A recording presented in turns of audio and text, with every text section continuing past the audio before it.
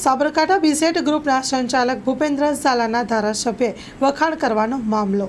ધારાસભ્ય ધવલસિંહ ઝાલાએ વખાણના વાયરલ વિડીયોને લઈને ખુલાસો કરવાને લઈને ગ્રામોરની પ્રતિક્રિયા. ગ્રામોર કેમ્પસને ધારાસભ્ય દ્વારા મૃતપાય ગણાવી હતી, જેને લઈને ગ્રોમોરે કેમ્પસના મૂળ માલિકોએ ધારાસભ્ય નિવેદન સામે વાંધો વ્યક્ત કર્યો. ભવિષ્યમાં યોગ્ય રીતે વાત મૂકવા જણાવ્યું. 3/12/2023ના દિવસે ભૂપેન્દ્રસિંહ સાથે એ પહેલાં એક ઔપચારિક મિટિંગ અમારે પ્રોફેસર BL પટેલ સાહેબ સાથે ભૂપેન્દ્રસિંહની સાથે થયેલી હતી.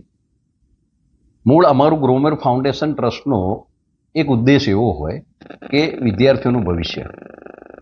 સાબરકાંઠાની અંદર આ સંસ્થા બનાવવાનો મુખ્ય ઉદ્દેશ જ એ હતો કે આ આપણી જન્મભૂમિ છે, કર્મભૂમિ છે, એટલે અહીંના વિદ્યાર્થીઓને એક સારી સંસ્થાનો લાભ મળે.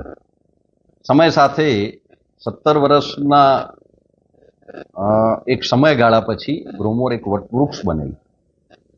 સમય સાથે અમારા ટ્રસ્ટ મંડળની અંદર કે જે મોટાભાગના મુંબઈથી આવેલા હતા, દરેકના વિષય એવા હતા કે ભાઈ હવે આપણે ગ્રોમોરના એક રિધમ મોડની અંદર, એક ઓટો મોડની અંદર આવ્યા પછી ફરીથી મુંબઈ જઈએ.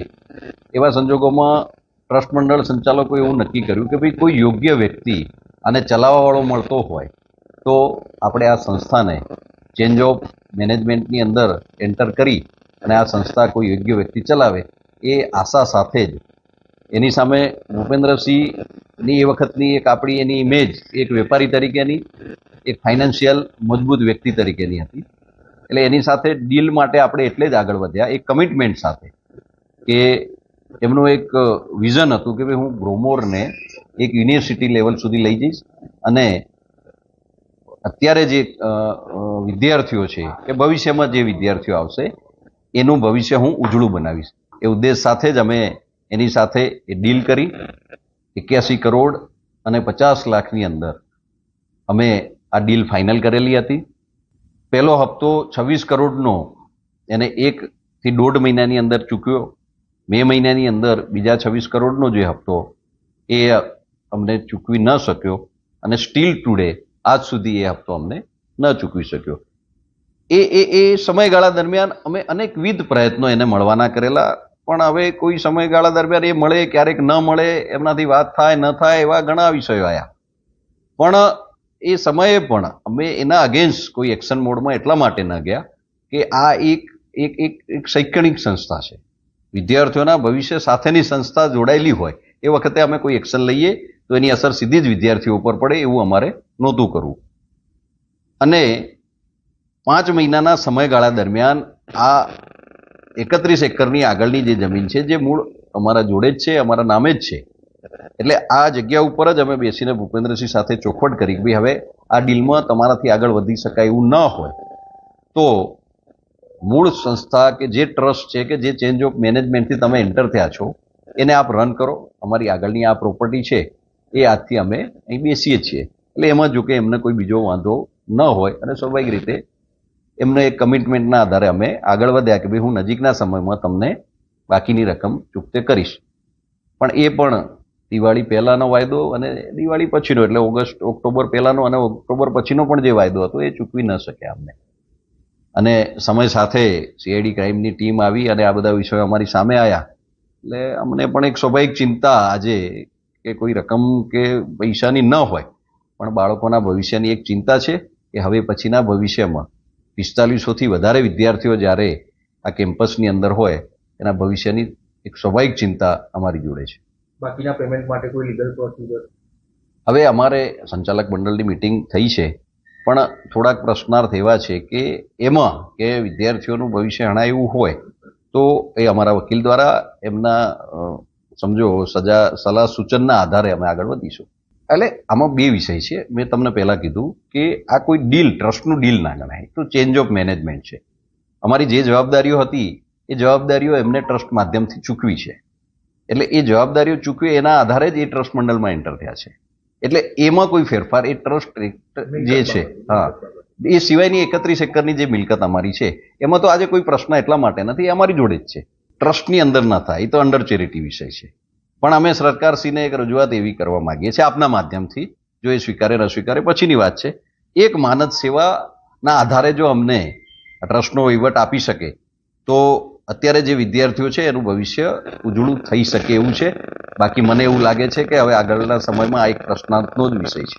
બે વિષય છે. આજે આ અમારી પ્રોપર્ટીમાં આપણે આજે જ બોર્ડ ઉતારી શકીએ છીએ, પણ ફર્ધર હું ફરીથી એક જ વાત કરીશ કે એમાં કે વિદ્યાર્થીઓ કે શિક્ષણ ઉપર અસર થવાની હોય તો અમે એક્શન મોડ ઉપર નથી જતા.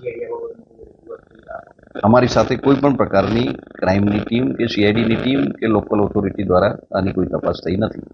મારા સ્નેહી મિત્ર બાયડના ધારાસભ્ય, હું એવું માનું કે જુજારુ નેતા, એમને એમની સ્પષ્ટતા કાલે અનેકવિધ ચેનલોમાં કરી કે ભૂપેન્દ્રસિંહ માટેના જે સારી વાતો એમને અહીંના જ ગ્રોમોરના જ એક કાર્યક્રમમાં કરેલા હતા અને એ કાર્યક્રમમાં એમને બહુ જ સારી સ્પષ્ટતા કરી, હું એવું માનું છું.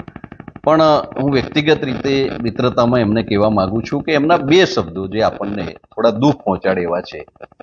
પહેલી વાત એમને બહુ સારી કરી કે હું કોઈ પણ નિર્ણયનો જવાબ ખુલ્લી આંખે આપતો હોઉં છું, પણ એની સાથે બીજેડ 5,000 થી 15,000 વિદ્યાર્થીઓ શેના માટે લઈ જશે?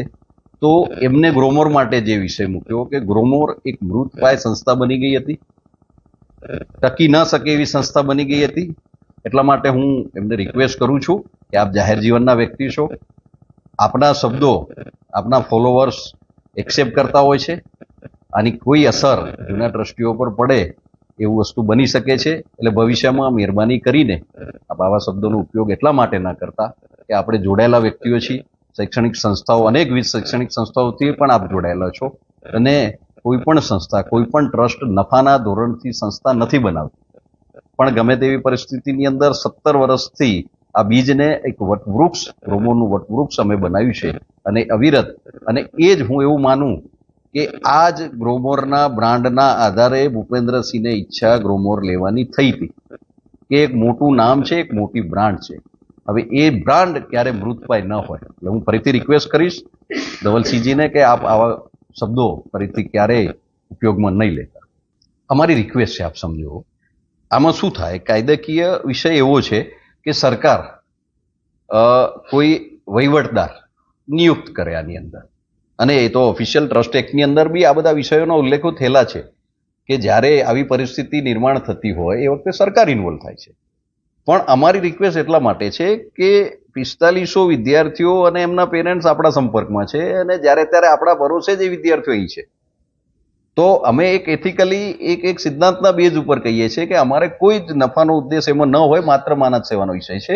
તો અમે સાથે રહીને, કોઈ વહીવટદારો એની સાથે રહીને અને આગળ રન કરવા માટે ઈચ્છિત છીએ.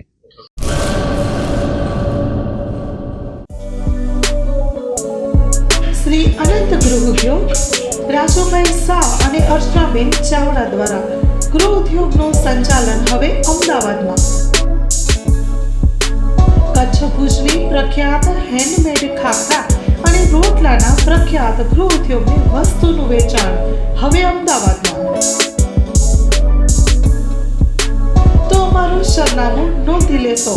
વસ્ત્રાપુર તળાવ પાસે, અમદાવાદ, શ્રી અનંત ગૃહ ઉદ્યોગ. Mobile number 9825225038. શ્રી અનંત ગૃહ ઉદ્યોગ હવે અમદાવાદમાં.